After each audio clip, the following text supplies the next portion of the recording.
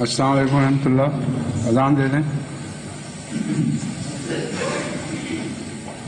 اللہ اکبر.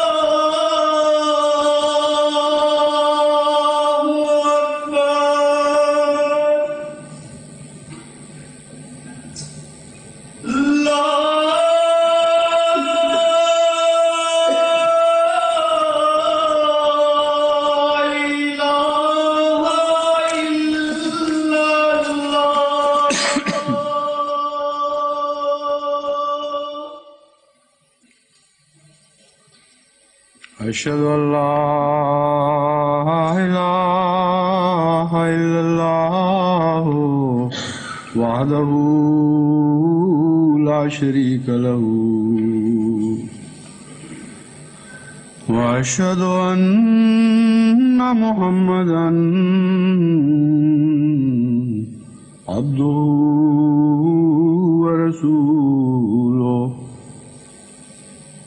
أما بعد فأعوذ بالله من الشيطان الرجيم. بسم الله الرحمن الرحيم. الحمد لله رب العالمين. الرحمن الرحيم. مالك يوم الدين. إياك نعبد وإياك نستعين. اهدنا الصراط المستقيم صراط الذين أنعمت عليهم غير المغضوب عليهم ولا الضالين.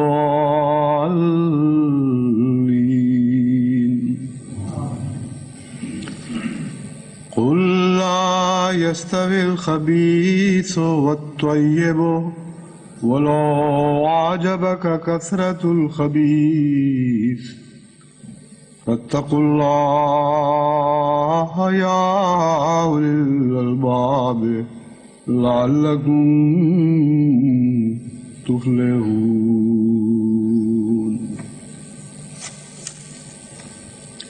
إن يمسسكم حسنة تسؤهم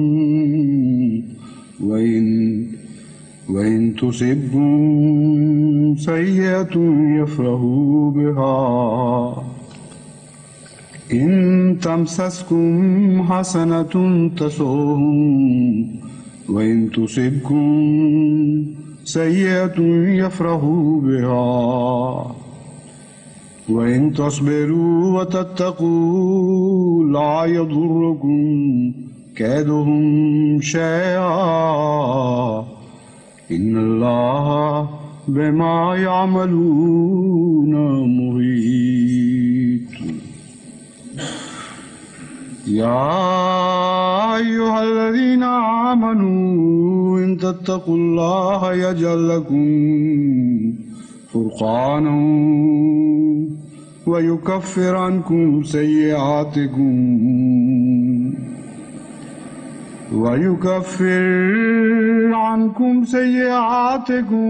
ويغفر لكم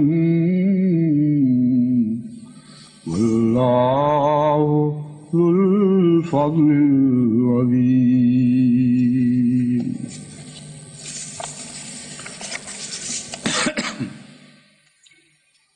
جماعت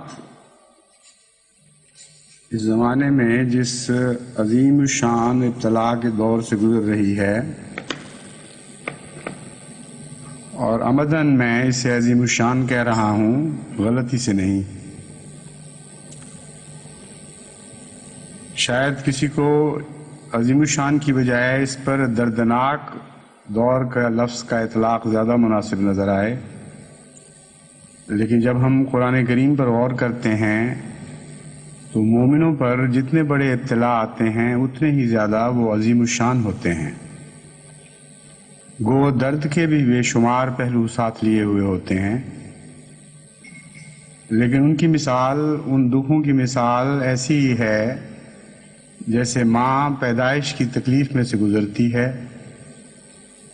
اور پیدائش کی تکلیف تو تھوڑے عرصے کی تکلیف ہوتی ہے اور ماضی میں پیچھے رہ جاتی ہے، مگر اگر اسے خدا سعید بخت خوش نصیب بیٹا عطا فرمائے تو ہمیشہ ہمیش کے لیے اس کی سعادتیں مستقبل میں آگے آگے چلتی ہیں. وہ اس بیٹے کی زندگی کے ساتھ بھی ختم نہیں ہو جاتی، بلکہ ان سعادتوں کو بسا اوقات خدا نافلہ کے ذریعے لمبا کرتا ہے اور پھر نافلہ کی سعادتوں کو اور آگے بڑھاتا چلا جاتا ہے.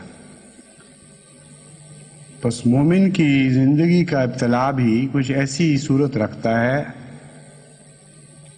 کہ اگرچہ دکھوں کے ایک دور میں سے مومن کو لازماً گزرنا ہوتا ہے، لیکن یہ دور بہت ہی عظیم الشان دور ہوتا ہے کیونکہ نہ ختم ہونے والی عظیم الشان سعادتیں اور برکتیں پیچھے چھوڑ جاتا ہے۔ اس دور میں جہاں تک درد کی مختلف لہروں کا تعلق ہے، گزشتہ دنوں جو ہمارے بہت ہی پیارے بھائیوں کے خلاف دردناک سزاؤں کا اعلان کیا گیا،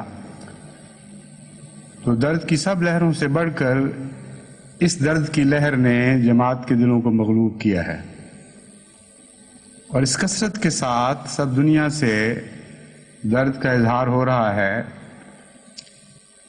کہ شاید اس سارے دور میں کبھی کس چند لوگوں کی خاطر، چند بھائیوں کے دکھ کی خاطر اتنی عظیم تعداد میں انسانوں کے دل نہیں دکھے ہوں گے۔ اور جب میں شاید کہتا ہوں تو میں یہ کہتا ہوں کہ غالباً ایسا کا واقعہ کبھی نہیں ہوا ہوگا۔ 1 کروڑ کے لگ بھگ انسانوں کے دکھ کے دل چند آدمیوں کی تکلیف میں اس قدر بے قرار اور بے چین ہو گئے ہوں، غالباً بھی نہیں، میں یقین کے ساتھ کہہ سکتا ہوں کہ جماعت احمدیہ کے سوا آج اس دور میں اس کی کوئی اور مثال نظر نہیں آ سکتی۔ درد بھی ایک قوت ہوتا ہے، اور اس قوت کو آپ جس طرح چاہیں استعمال کریں، جس قسم کے خیالات چاہیں اس قوت سے اخذ کریں، جس قسم کے اعمال پیدا کرنا چاہیں اس قوت کے نتیجے میں پیدا بھی کر سکتے ہیں۔ بس مختلف قلوب اور ذہنوں کے پیمانوں میں آج جب کہ درد ڈھل رہا ہے تو خیالات بھی مختلف پیدا ہو رہے ہیں اور جذبات بھی مختلف پیدا ہو رہے ہیں، اور ان کے نتیجے میں اعمال بھی مختلف ظہور میں آ رہے ہیں۔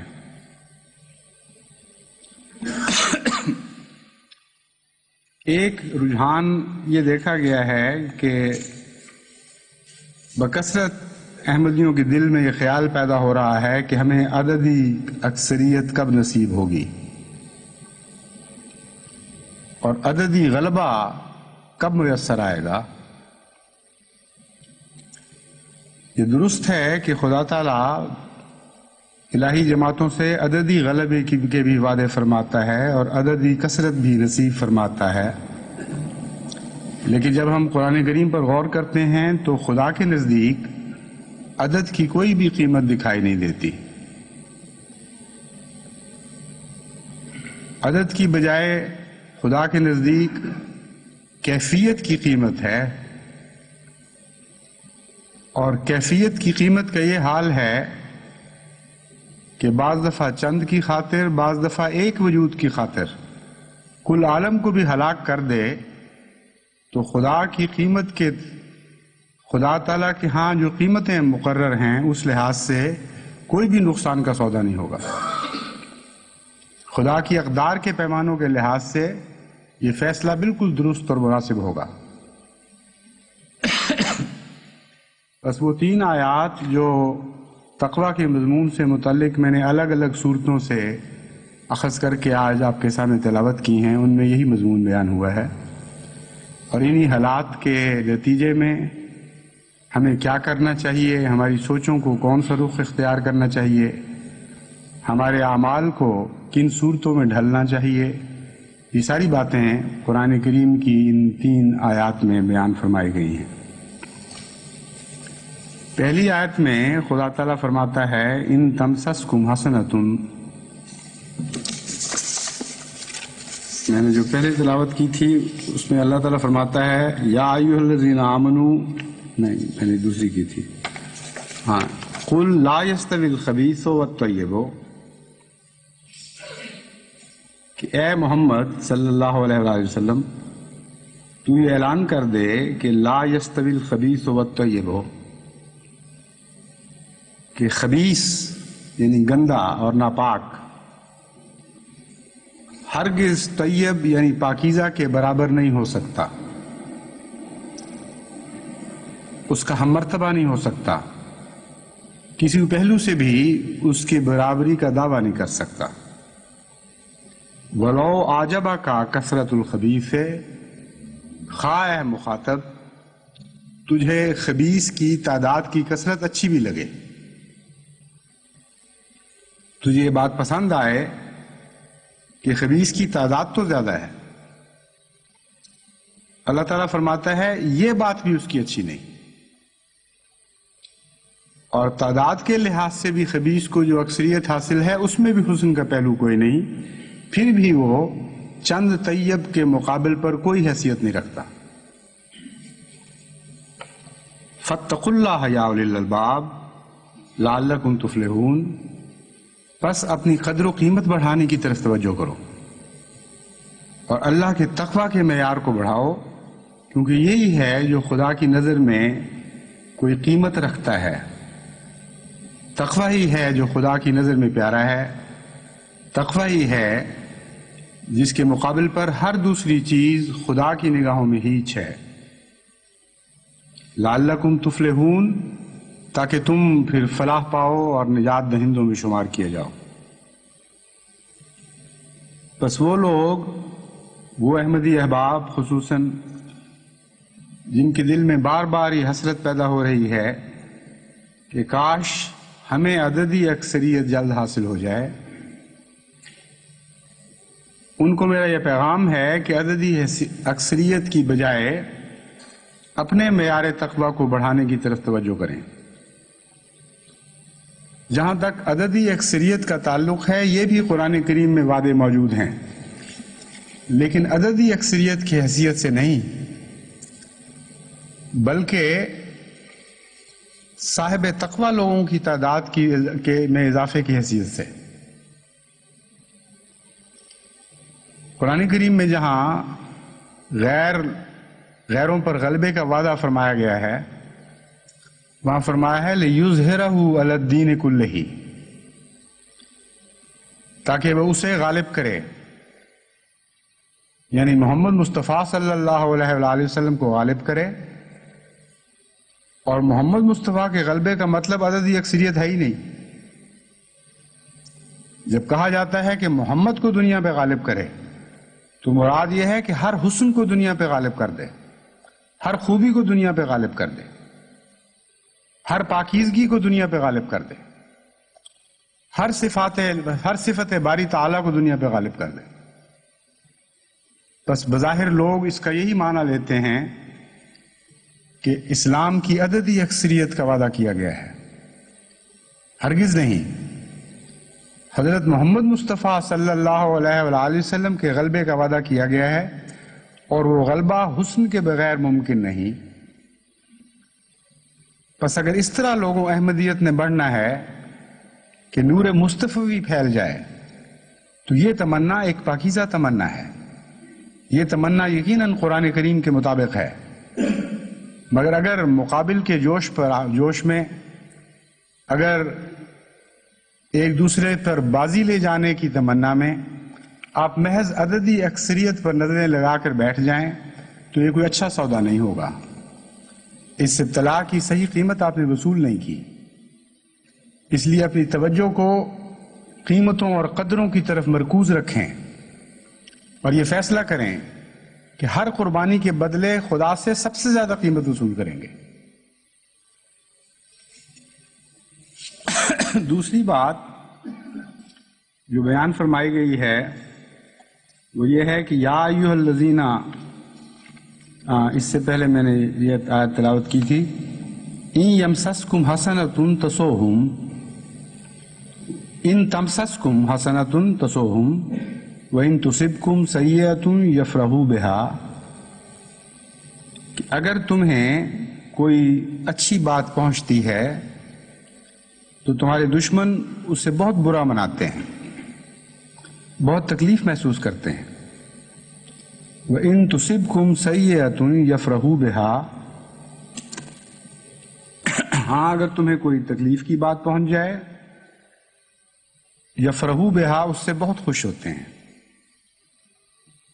وَإِن تَصْبِرُوا وَتَتَّقُوا لَا يَضُرُّكُمْ كَيْدُهُمْ شَيْئًا، اگر تم بچنا چاہتے ہو ان کے شر سے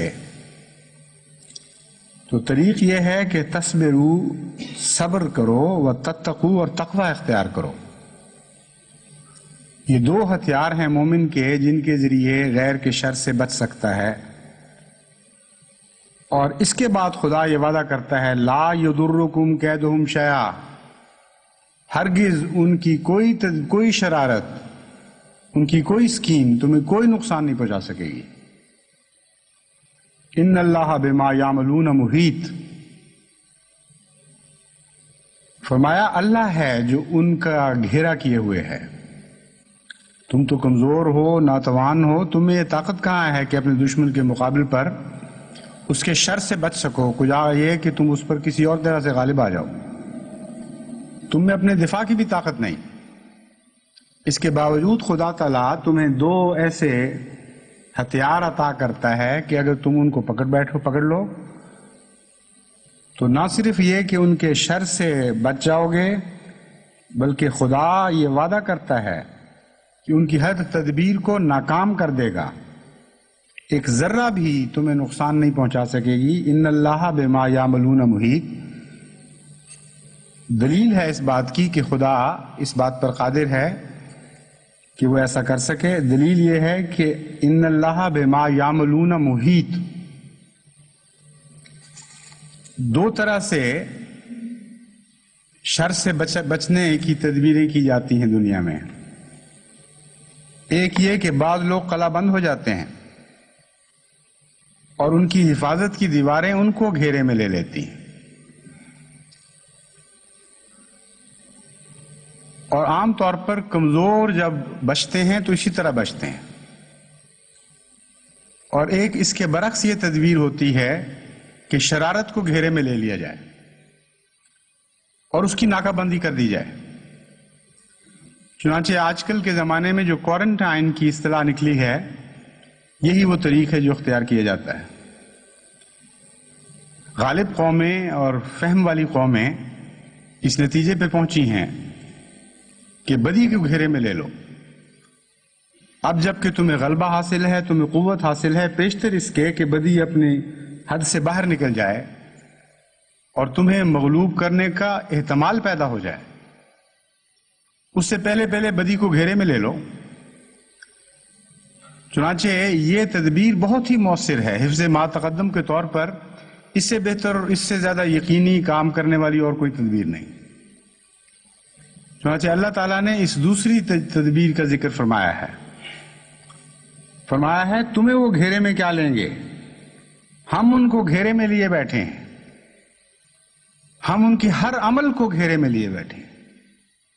ایک عمل بھی ہمارے احاطہ تقدیر سے باہر نہیں ہے ان کا. پھر کیسے ان کو اجازت ہوگی کہ وہ اچھل کر خدا کی تقدیر سے باہر آ کر تمہیں گناہ پہنچا سکیں. اور محیط کا ایک معنی ہے پارا پارا کر دینا، ٹکڑے ٹکڑے کر دینا. تو دوسرے معنی اس کا یہ ہوئے کہ اللہ تعالیٰ ان کی ہر تدبیر کو صرف گھیرے میں ہی نہیں لیے ہوئے، ہر تدبیر کو پارا پارا کر دے گا اور ہر تدبیر کو ناکام کر دے گا. تو جہاں تک اس ابتلا کے دور میں تمناؤں کا تعلق ہے، قرآن کریم آپ کی تمنائیں بھی درست کرتا ہے، آپ کا قبلہ درست فرماتا ہے اور بتاتا ہے کہ کثرت کی تمنا نہ کرو. یہ تمنا کرو کہ نیکی غالب آئے اور تقوی غالب آئے اور پاکیزی غالب آئے اور تمام دنیا میں محمد مصطفیٰ صلی اللہ علیہ وآلہ وسلم کا غلبہ ہو. دوسرا یہ بیان فرماتا ہے کہ بچنے کا طریق، خاص طور پر ایسے دور میں جب کہ شرارت کثرت میں ہو، کیونکہ خبیث کو کثرت ہو تبھی وہ اچھلتا ہے اور تبھی وہ زیادتیوں پر اترتا ہے. تو فرمایا خبیث کا جہاں تک خبیث کے شر کا تعلق ہے، ہم تمہیں ایسے بچنے کے طریق بتا دیتے ہیں کہ ان کے بعد اس کا شر تمہیں نہیں پہنچ سکے گا، بلکہ خدا تمہاری طرف سے ان کا مقابلہ کرے گا اور ان کی ہر تدبیر کو ناکام کر دے گا اور پارا پارا کر دے گا.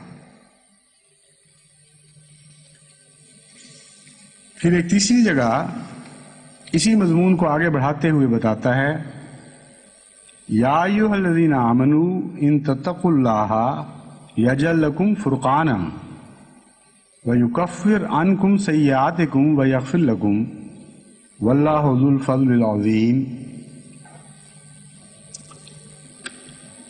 یہاں بعض توہمات کا ازالہ فرمایا گیا ہے. جب مومن کو کہا جاتا ہے کہ تقوی کا معیار بڑھانے میں ہی تمہاری کامیابی ہے، خبیث کی کوئی حقیقت نہیں، طیب ہی ہے جو خدا کی نگاہ میں اہمیت رکھتا ہے، اس لیے تقوی بڑھانے کی طرف توجہ کرو، تو طبعاً انسانی کمزوری کے نتیجے میں دل سے آواز اٹھتی ہے کہ ہمارے دل کا تقوی باہر کسی نے کیا دیکھا ہے. جہاں تک دشمن کا تعلق ہے، اسے کیا پتا کہ ہمارے دلوں نے اس دور میں کیا کچھ سیکھا ہے اور کیا کچھ کمایا ہے. وہ تو تمسخر کے ساتھ ہم پر ہنستا ہوا، مذاق اڑاتا ہوا یہاں سے رخصت ہوگا، اور ہم لوگ اس خیال سے کہ ہمیں تقوی نصیب ہو گیا ہے اپنی فتح کے اندرونی شادیانے تو بجا رہے ہوں گے، لیکن باہر ان شادیانوں کی کوئی آواز سنائی نہیں دے گی. جہاں تک غیر کا تعلق ہے، اسے اپنی شکست کا کوئی احساس نہیں ہوگا. اس لیے ایسی فتح عظیم بھی ہو تو لذت بخش اور تسکین بخش نہیں ہو سکتی. اس کے جواب میں، اس وہم کے جواب میں خدا تعالیٰ یہ فرماتا ہے ان تتقوا اللہ یجعل لکم فرقانا، کہ اگر تم خدا کا تقوی اختیار کرو تو خدا تعالیٰ تمہیں ایک نمایاں چمکنے والا نشان عطا فرمائے گا. ایسا امتیازی نشان دے گا کہ غیر اسے دیکھے اور اس کے روب سے مروب ہو جائے. جس طرح سورج چڑھ جاتا ہے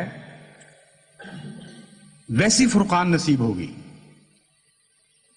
جیسے قرآن ایک فرقان کے طور پر نازل ہوا ہے اور ہمیشہ کے لیے اپنی ذات میں غلبوں کا نشان رکھتا ہے، اسی طرح خدا تعالیٰ تمہیں فرقان عطا فرمائے گا، تفریق کرنے والا نشان، غیر کو مغلوب کرنے والا نشان، نمایاں امتیاز پیدا کرنے والا نشان. اس لیے یہ فکر مت کرو کہ تمہارے اندرونی تبدیلی کے نشان کو غیر نہیں دیکھیں گے. خدا کی تقدیر باہر بھی نشان ظاہر کرے گی، تمہارے اندر بھی نشان پیدا کرے گی اور آفاق میں بھی نشان ظاہر کرے گی جو تمام دنیا کو نظر آئیں گے. اور پھر مان بعد اصل مضمون کی طرف توجہ پھیر دی کہ محض تماش بینی کے لیے خدا تعالیٰ یہ عظیم الشان ابتلا جاری نہیں فرمایا کرتا. جو اصل مقصد ہے وہ یہ ہے یکفر عنکم سیئاتکم، اصل بھلائی، اصل فائدہ تمہارا اس بات میں ہوگا کہ تمہاری برائیاں دور ہو رہی ہوں گی اور خدا تمہاری برائیوں کو دور کرے گا. وَيَغْفِرْ لَكُمْ، اور جو پہلے برائیاں کر چکے ہیں ان سے صرف نظر فرمائے گا اور ان کو بخش دے گا. وَاللَّهُ ذُو الْفَضْلِ الْعَظِيمِ، اللہ تعالیٰ بہت ہی بڑے فضل والا ہے، بہت ہی عظیم الشان فضلوں والا ہے. تو ابتلا کا نتیجہ اگر صبر اور تقوی اختیار کیا جائے تو ذو الفضل العظیم خدا کی رحمتوں کے نیچے آنے کی صورت میں ظاہر ہوتا ہے. اس لیے ابتلا کے ایسے دور جو ذو الفضل العظیم سے انسان کا تعلق باندھیں، جو اس کی رحمتوں اور برکتوں اور رضا کی آنکھ کے نیچے انسان کو لے آئیں، وہ یقیناً عظیم الشان ابتلا کہلانے کے مستحق ہوتا ہے. تقوی کیا ہے، اس مضمون پر میں نے گزشتہ سے پیوستہ جمعے میں کچھ کہنا شروع کیا تھا اور خیال تھا کہ اس سلسلے کو آگے بڑھاؤں گا، لیکن درمیان میں ایسی بعض اطلاعیں آئیں کہ وقتی طور پر اس مضمون کو چھوڑنا پڑا. اب پھر آج میں اسی مضمون کو پکڑتا ہوں اور جہاں چھوڑا تھا وہاں سے لینے کی بجائے اثر نو آغاز سے اس مضمون کو شروع کر رہا ہوں. جو اس سے بیان ہو گئے ہیں وہ دوبارہ نہیں بیان ہوں گے، لیکن اس مضمون سے یعنی اموال سے تعلق رکھنے والے بعض پہلو ابھی تشنا ہیں، انشاءاللہ ان پر میں بعد میں روشن ڈالوں گا.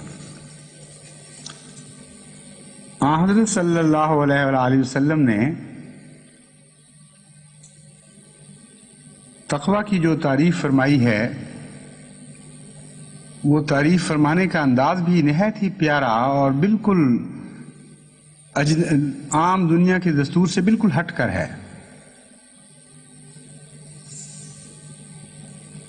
شروع میں بظاہر تقوی کا کوئی ذکر نظر نہیں آ رہا، لیکن مضمون جب اپنے انتہائی مقام کو پہنچتا ہے تو وہاں جا کر پتہ چلتا ہے کہ حضرت اقدس محمد مصطفیٰ صلی اللہ علیہ وآلہ وسلم کیا بیان فرما رہے ہیں۔ صحیح مسلم کتاب البر میں یہ حدیث ملتی ہے، فرمایا ایک دوسرے سے حسد نہ کرو، ایک دوسرے سے بڑھ بڑھ کر بولی نہ دو، ایک دوسرے سے بغض نہ رکھو، ایک دوسرے کی پیٹھ پیچھے باتیں نہ کرو، تم میں سے کوئی دوسرے کی بے پر بے نہ کرے، اللہ کے بندو آپس میں بھائی بھائی ہو جاؤ، ایک مسلمان دوسرے کا بھائی ہے، وہ اس پر ظلم نہیں کرے گا، نہ اسے رسوا کرے گا، نہ اسے بے یار و مددگار چھوڑے گا، نہ اسے حقیر جانے گا۔ یہ وہ تعلیم ہے جو تعلیم دینے کے بعد آپ نے فرمایا، اپنا ہاتھ اپنے دل پر رکھ کر 3 مرتبہ فرمایا، تقوی یہاں ہے، تقوی یہاں ہے، تقوی یہاں ہے، کہ تقوی کے سرچشمہ سے یہ کلام نکل رہا ہے۔ میں جانتا ہوں کہ تقوی کیا ہوتا ہے۔ تقوی محض خدا کے فرضی خوف کا نام نہیں، تقوی محض نیکی کی اونچی اونچی باتیں کرنے کا نام نہیں ہے، تقوی کوئی ایسی چیز نہیں ہے جو دل میں چھپا رہتا ہے اور ظاہر نہیں ہوتا۔ تقوی ایسا ہے جو پھر نظر بھی آتا ہے غیروں کو، اپنوں کو بھی نظر آتا ہے اور غیروں کو بھی نظر آتا ہے، لیکن غیروں کو نظر آنے سے پہلے اپنوں کو تو دکھنا چاہیے، اپنوں کو تو دکھائی دے۔ وہ تقوی جو تمہارے دلوں میں پوشیدہ ہے اور ظاہر نہیں ہو رہا، وہ تقوی نہیں ہے۔ فرمایا دیکھو میرے دل میں تقوی ہے، میرے دل میں تقوی ہے، میرے دل میں تقوی ہے، اور اس کے نتیجے میں یہ اعمال مجھ سے ظاہر ہو رہے ہیں۔ بس تم جو تقوی کا دعویٰ کرنے والے لوگ ہو، اگر ان اعمال سے خالی ہو تو پھر تقوی کی باتیں محض ریا کی باتیں، دھوکے کی باتیں ہیں، اس سے زیادہ ان کی کوئی حیثیت نہیں ہے۔ ایک دوسرے سے حسد نہ کرو، ایک دوسرے سے بڑھ بڑھ کر بولی نہ دو، ایک دوسرے سے بغض نہ رکھو، ایک دوسرے کی پیٹھ پیچھے باتیں نہ کرو۔ کتنے ہیں ہم میں سے جو اس تعلیم پر کما حقہ عمل پیرا ہیں، اور کتنے ہیں جو بار بار ٹھوکر کھا کر پھر انہی باتوں میں مبتلا ہوتے رہتے ہیں، اور کتنے ہیں جنہوں نے اس دور میں یہ بات سیکھی، اس رنگ میں تقوی سیکھا کہ اپنی وہ اصلاح کریں جو حضرت محمد مصطفیٰ صلی اللہ علیہ وآلہ وسلم تقوی کی تعریف کے نتیجے میں ضروری قرار دیتے ہیں۔ تم میں سے کوئی دوسرے کی بے پر بے نہ کرے۔ یہ چند باتیں جو میں نے حضرت صلی اللہ علیہ وآلہ وسلم نے بیان فرمائی ہیں، اکثر جھگڑے جو احمدیوں کے میری نظر میں آتے ہیں، جن سے قضاء کے دفتر بھرے پڑے ہیں، جن کی شکایتیں امور عامہ تک یا امراء تک پہنچتی ہیں، ان کا تعلق انہی باتوں سے ہے۔ سودوں میں زیادتیاں، حرص و ہوا کے نتیجے میں ایک دوسرے کو شکست دینے کی کوشش میں، اور جیسا کہ حضرت اقدس محمد مصطفیٰ صلی اللہ علیہ وآلہ وسلم نے فرمایا، بھائی بھائی ہو جاؤ۔ ایک مسلمان دوسرے کا بھائی ہے، اس سے مسلمانوں کے اندر جو نیکی کی روح حضور صلی اللہ علیہ وآلہ وسلم دیکھنا چاہتے ہیں، اس کی اعلیٰ تعریف فرما دی۔ اس لفظ کو، اس فقرے کو بھلا کر ایک عام انسان کو یہ سمجھ نہیں آ سکتی کہ ایک آدمی بے کر رہا ہے، مجھے اچھا موقع ملا ہے، میں اس خفیہ طور پر اس سے بڑھ کر بات کیوں نہ کر لوں، کیوں نہ اس سودے کے اندر داخل ہو کر اسے اپنا لوں۔ اس میں کیا نقصان کی بات ہے؟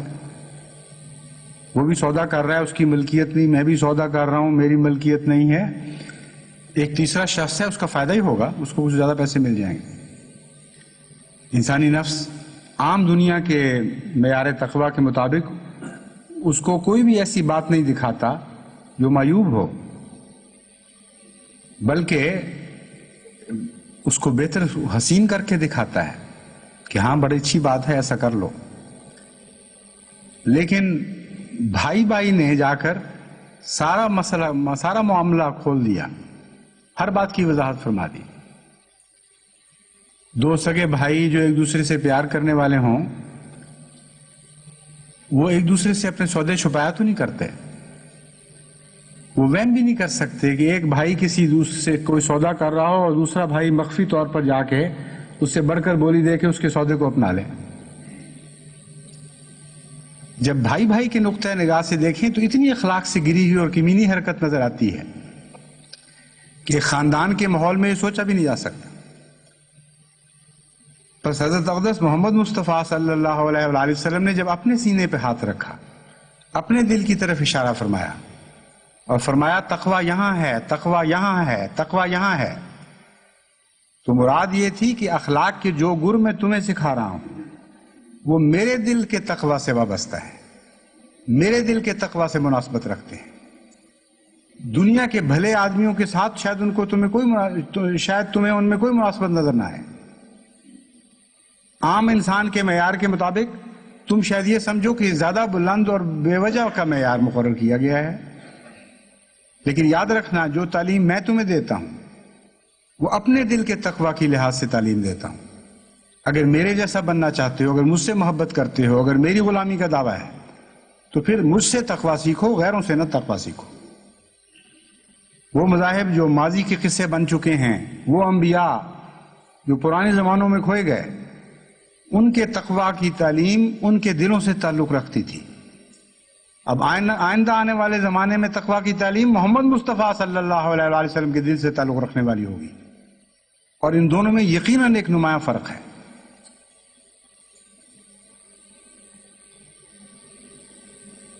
پھر فرمایا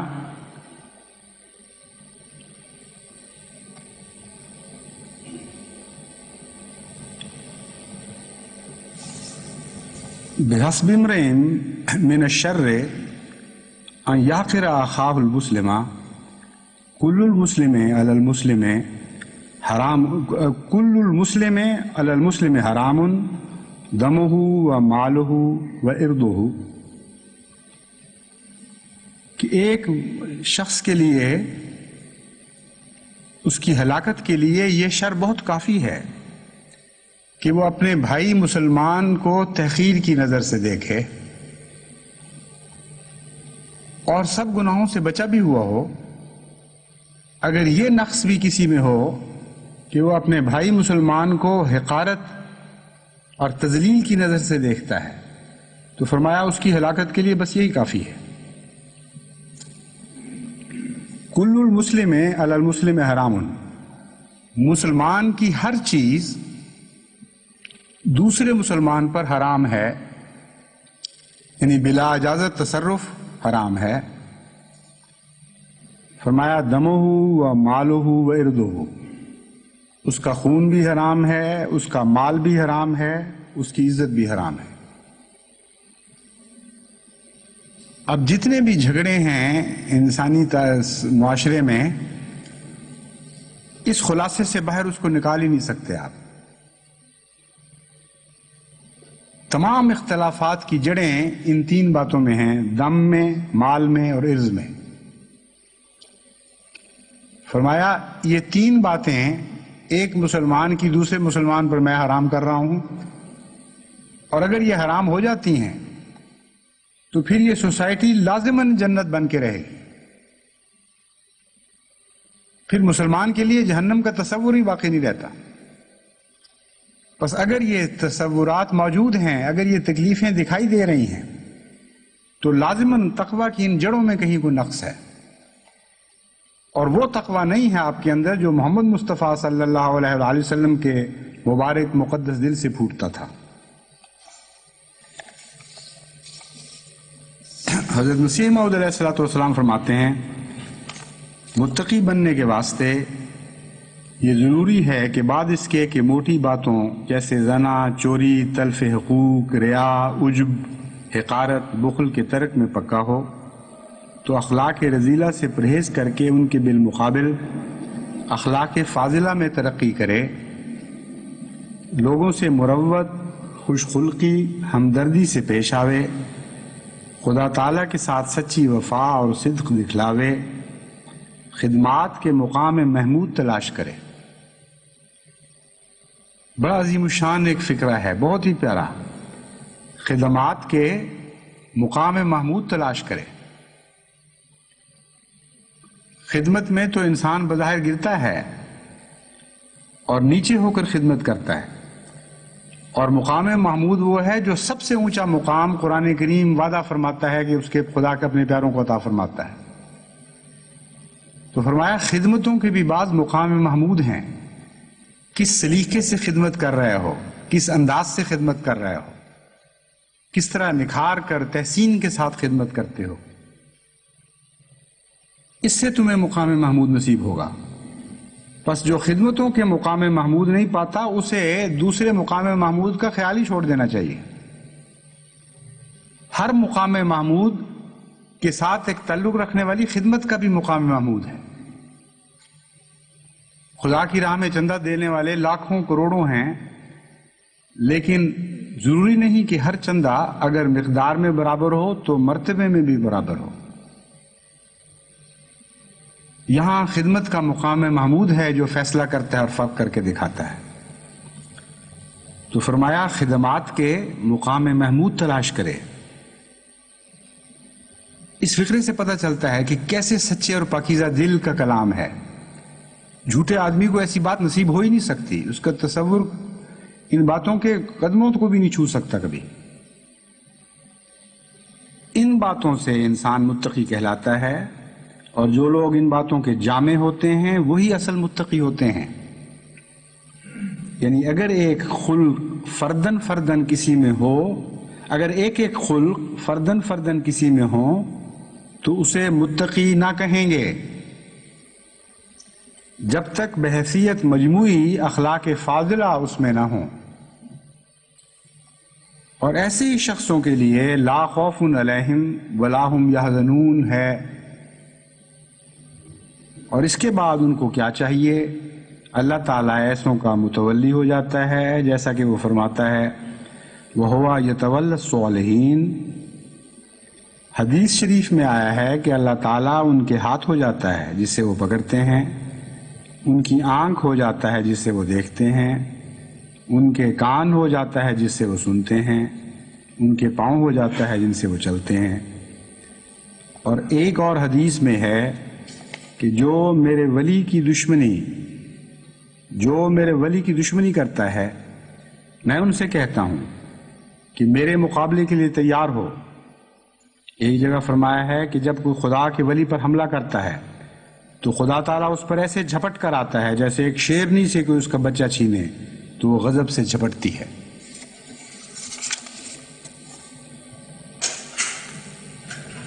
پھر فرمایا تقویٰ کی حالت میں دو زمانے متقی پر آتے ہیں، ایک ابتلاء کا زمانہ، دوسرا استفاء کا زمانہ۔ ابتلاء کا زمانہ اس لیے آتا ہے کہ تا تمہیں اپنی قدر و منزلت اور قابلیت کا پتہ چل جائے اور یہ ظاہر ہو جائے کہ کون ہے جو اللہ تعالیٰ پر راست بازوں کی طرح ایمان لاتا ہے۔ اس لیے کبھی اس کو وہم اور شکوک آ کر پریشان دل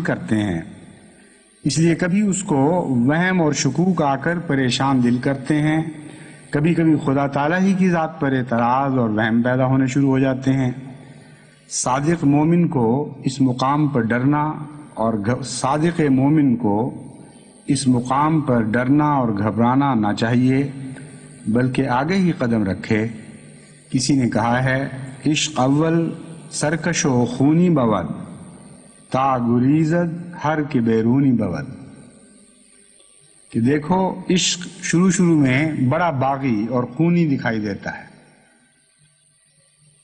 اس لیے کہ تاکہ ہر وہ شخص جو کوچہ عشق سے تعلق نہیں رکھتا، جو اس شہر کا باشندہ نہیں ہے، یعنی اس شہر میں بسنے کے لائق نہیں ہے، ایسا بیرونی شخص ان باتوں کو دیکھ کر گریز پا ہو جائے اور بھاگ جائے اس کوچے سے۔ تو اس لیے یہ دکھاوے کی سرکشی ہے اور دکھاوے کا خونی ہے۔ حقیقت میں عشق تو ہر لذت کی آماجگاہ ہے۔ پھر فرماتے ہیں شیطان پلید کا کام ہے کہ وہ راضی نہیں ہوتا جب تک کہ اللہ تعالیٰ کی ذات سے منکر نہ کرا لے اور رسول اللہ صلی اللہ علیہ وآلہ وسلم کی رسالت سے روح گردان نہ کر لے۔ وہ وساوس پر وساوس ڈالتا رہتا ہے۔ لاکھوں کروڑوں انسان انہی وسوسوں میں مبتلا ہو کر ہلاک ہو رہے ہیں اور کہتے ہیں کہ اب کر لیں پھر دیکھا جائے گا، باوجود اس کے کہ انسان کو اس بات کا علم نہیں کہ ایک سانس کے بعد دوسرا سانس آئے گا بھی یا نہیں۔ لیکن شیطان ایسا دلیر کرتا ہے کہ وہ بڑی بڑی جھوٹی امیدیں دیتا اور سبز باغ دکھاتا ہے۔ شیطان کا یہ پہلا سبق ہوتا ہے، مگر متقی بہادر ہوتا ہے، اس کو ایک جرأت دی جاتی ہے کہ وہ ہر وسوسے کا مقابلہ کرتا ہے۔ اسی لیے یقیمون الصلاۃ فرمایا، یعنی اس درجہ میں وہ ہارتے اور تھکتے نہیں، اور ابتدا میں انس اور ذوق اور شوق کا نہ ہونا ان کو بے دل نہیں کرتا۔ وہ اسی بے ذوقی اور بے لطفی میں بھی نماز پڑھتے رہتے ہیں یہاں تک کہ سب وساوس اور اوہام دور ہو جاتے ہیں، شیطان کو شکست ملتی اور مومن کامیاب ہو جاتا ہے۔ غرض متقی کا یہ زمانہ سستی کا زمانہ نہیں ہوتا، بلکہ میدان میں کھڑے رہنے کا زمانہ ہوتا ہے، وساوس کا پوری مردانگی سے وساوس کا پوری مردانگی سے مقابلہ کرے۔ پھر آپ فرماتے ہیں، اللہ تعالیٰ فرماتا ہے من عاد لی ولیا فقد آذنتہ بالحرب، جو شخص میرے ولی کا مقابلہ کرتا ہے وہ میرے ساتھ مقابلہ کرتا ہے۔ یہ حدیث قدسی ہے۔ اب دیکھ لو کہ متقی کی شان کس قدر بلند ہے اور اس کا پایہ کس قدر عالی ہے، جس کا قرب خدا کی جناب میں ایسا ہے کہ اس کا ستایا جانا خدا کا ستایا جانا ہو، تو خدا اس کا کس قدر معاون و مددگار ہوگا۔ لوگ بہت سی مصائب میں گرفتار ہوتے ہیں لیکن متقی بچائے جاتے ہیں، بلکہ ان کے پاس جو آ جاتا ہے وہ بھی بچایا جاتا ہے۔ مصائب کی کوئی حد نہیں۔ انسان کا اپنا اندر اس قدر مصائب سے بھرا ہوا ہے کہ اس کا کوئی اندازہ نہیں۔ امراض کو ہی دیکھ لیا جاوے کہ ہزارہا مصائب کے پیدا کرنے کو کافی ہیں، لیکن جو تقوی کے قلعہ میں ہوتا ہے وہ ان سے محفوظ ہے، اور جو اس سے باہر ہے وہ ایسے جنگل میں ہے جو درندہ جانوروں سے بھرا ہوا ہے۔ بس اس دور میں جو سب سے بڑا مال غنیمت آپ حاصل کر سکتے ہیں، سب سے بڑی فتح جو حاصل کر سکتے ہیں، وہ مال غنیمت تقوی کا مال غنیمت ہے، اور وہ فتح اپنے دل کی، اپنے نفس کی فتح ہے۔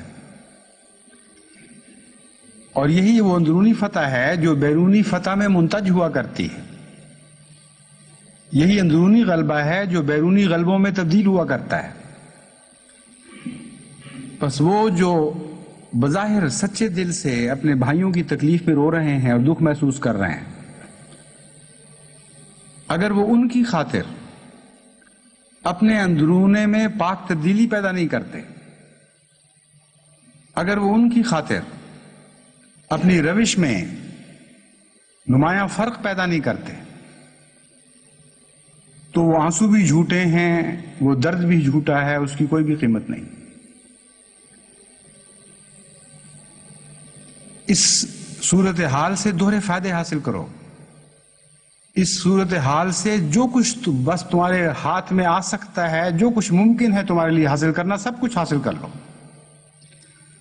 اور وہی کچھ ہے جو میں نے آپ کے سامنے رکھا ہے، قرآن اور حدیث اور حضرت اقدس مسیح موعود علیہ الصلوۃ والسلام کے ارشادات کی روشنی میں بہت عظیم الشان سودوں کے وقت ہیں۔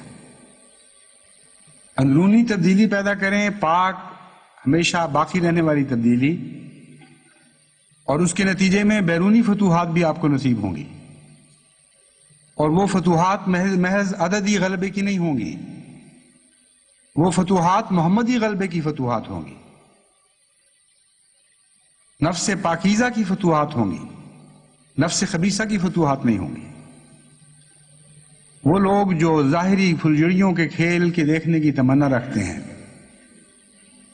ظاہری پھلجھڑیوں کے کھیل بھی ان کو ضرور دکھائے جائیں گے، ضرور شادیانے بجیں گے احمدیت کی فتح کے، لیکن میں آپ کو یقین دلاتا ہوں کہ ان ظاہری پھلجھڑیوں کے کھیلوں کے مقابل پر اور ان ظاہری شادیانوں کے مقابل پر نفس مطمئنہ کی فتح کے شادیانے بہت زیادہ غالب اور قوت والے ہوا کرتے ہیں، بہت زیادہ پرشوقت نغمے اپنے اندر رکھتے ہیں۔ اور اگر یہ دور آپ کو تقویٰ کا نور عطا کر دے تو یہ وہ پھلجھڑیاں ہیں جن کے مقابل پر اور کوئی پھلجھڑی نہیں ہے۔ آپ کے دل میں اگر نور کے سوتے پھوٹنے لگیں، آپ کے دل میں اگر تقویٰ کی وہ پھلجھڑیاں چلیں جن سے نور کے رقص آپ کے سینوں میں دکھائی دیں، جن میں چاندنی تھرکتی ہوئی دکھائی دے، جن میں اللہ کا پیار رقصاں ہو اور خدا کے محبت کے نغموں کی آوازیں پھوٹ رہی ہوں، ان جلووں کی کیوں تمنا نہیں کرتے؟ ان رقص و سرود کے پیچھے کیوں نہیں بھاگتے؟ کیوں ان غلبوں کے نغموں کے لیے آپ کے کان نہیں ترستے؟ یہ وہ غلبے ہیں جو حقیقی غلبے ہیں اور دائمی غلبے ہیں، جو اس دنیا میں آپ کو پیچھے چھوڑ کر نہیں جائیں گے، بلکہ آپ کے ساتھ اس دنیا میں بھی جائیں گے، اور آپ کو پیچھے چھوڑ کر نہیں جائیں گے بلکہ آپ کے آگے آگے بھاگیں گے، کیونکہ قرآن کریم ہمیں مطلع فرماتا ہے نورہم یسعی بین ایدیہم، جب تقویٰ کا نور ان کو عطا ہوتا ہے تو ان کو پیچھے نہیں چھوڑا کرتا، ان کے آگے آگے دوڑتا ہے، روشنی کرتا چلا جاتا ہے، ان کو خدا نور فراست عطا فرماتا ہے، اس دنیا میں بھی اور اس دنیا میں بھی ہر چیز کو دیکھتے اور سمجھتے ہیں، اور صاحب بصیرت لوگوں کی طرح فیصلہ کرتے ہیں اور صاحب بصیرت لوگوں کی طرح قدم اٹھاتے ہیں۔ خدا کرے ہمیں یہ تمام اجر عظیم جو اس دنیا سے بھی تعلق رکھتا ہے اور اس دنیا سے بھی تعلق رکھتا ہے، اس ابتلا کے دور میں ہمیں نصیب ہو جائے۔ اگر یہ نصیب ہو جائے تو ہماری عاقبت تو بہرحال سنور جائے گی، دشمن کے ہاتھ میں کیا آیا یہ خدا جانے اور وہ دشمن جانے۔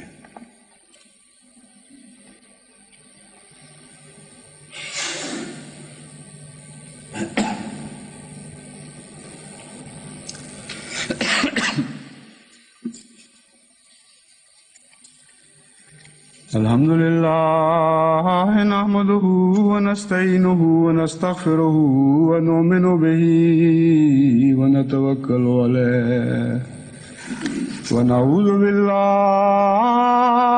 من شرور انفسنا ومن سیئات اعمالنا من يهده اللہ فلا مضل له ومن يضلله فلا هادي له